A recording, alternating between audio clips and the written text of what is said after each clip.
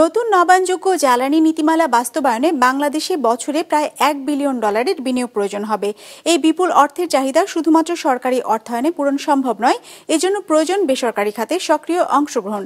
এমনটাই উঠে এসেছে বিদ্যুৎ ও জ্বালানি খাতের আন্তর্জাতিক গবেষণা সংস্থা institute for energy economics and financial অ্যানালাইসিসের এক প্রতিবেদনে। জাহিদ সেলিমের report.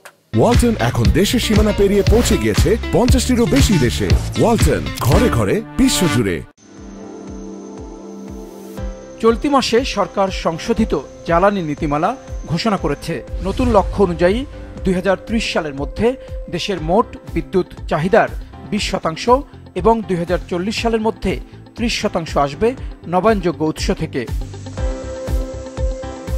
Institute for energy economics and financial analysis বলছে, এজন্য 2030 সালের মধ্যে প্রায় 5851 মেগাওয়াট এবং 2040 সালের মধ্যে প্রায় 16,506 মেগাওয়াট বিদ্যুৎ নবায়নযোগ্য খাত থেকে যোগ করতে হবে।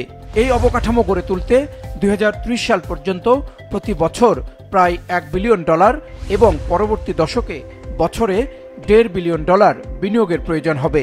সে হিসেবে 15 বছরে প্রয়োজন হবে বাংলাদেশি মুদ্রায় প্রায় $2.5 লাখ কোটি টাকা। এত বিপুল পরিমাণ অর্থায়ন শুধুমাত্র সরকারি খাত থেকে বিনিয়োগ করা সম্ভব নয়। এজন্য অবশ্যই আমাদের বেসরকারি খাত এবং বিদেশি বিনিয়োগের প্রয়োজন হবে। সম্প্রতি আমরা দেখতে পেয়েছি নবায়নযোগ্য জ্বালানির টেন্ডার করা হয়েছে, সেখানে বিদেশি বিনিয়োগকারীদের আমরা আকৃষ্ট করতে পারছি না। বিদেশি বিনিয়োগকে আকৃষ্ট করতে হলে একটি বিনিয়োগ বান্ধব পরিবেশ এবং নীতিমালা প্রয়োজন। তবে শুধু টাকা ঢেলেই হবে না, প্রয়োজন সরকারি নীতি সহায়তা, কর প্রণোদনা এবং প্রাতিষ্ঠানিক কাঠামোতে বড় পরিবর্তন। এমন মন্তব্য বেসরকারি গবেষণা সংস্থা সেন্টার ফর পলিসি ডায়ালগ সিপিডির এই গবেষণা পরিচালকের। বিদ্যুৎ এবং জ্বালানি মন্ত্রণালয়ের যতগুলো বিভাগ রয়েছে জ্বালানি এবং বিদ্যুৎ সংক্রান্ত, এর প্রত্যেকটি আসলে বড়ভাবে জীবাশ্ম জ্বালানিকে প্রমোট করছে।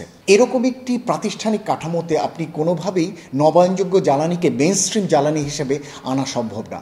2008 সালের নীতিমালায় 2021 সালের মধ্যে নবায়নযোগ্য খাত থেকে 10% বিদ্যুৎ উৎপাদনের লক্ষ্য থাকলেও বাস্তবে তা 5%-এরও নিচে রয়ে গেছে। কাজেই শুধু কাগজে কলমে সীমাবদ্ধ না থেকে এই খাতে সঠিকভাবে দৃষ্টি দেওয়ার পরামর্শ এই দুই বিশেষজ্ঞের। আমাদের জমি অধিগ্রহণে যে সমস্যা, বিশেষ করে বড় প্রকল্পে জমি দুষ্প্রাপ্যতা এই নবায়নযোগ্য জ্বালানির সম্প্রসারণে বড় প্রতিবন্ধকতা হিসেবে কাজ করছে। এক্ষেত্রে বাংলাদেশ সরকার ভূমির একটা ম্যাপিং করে কোথায় পতিত জমি আছে সেই জমিগুলো যদি প্রাইভেট সেক্টরকে দিতে পারে, সেক্ষেত্রে প্রকল্প বাস্তবায়ন অত্যন্ত দ্রুত হতে পারে।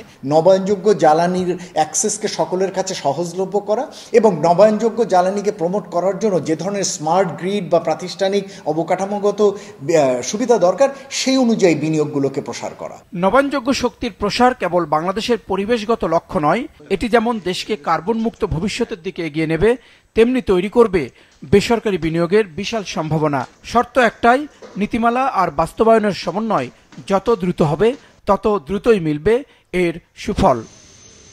জাহিদ সেলিম, বিজনেস রিপোর্ট, মাছরাঙা টেলিভিশন।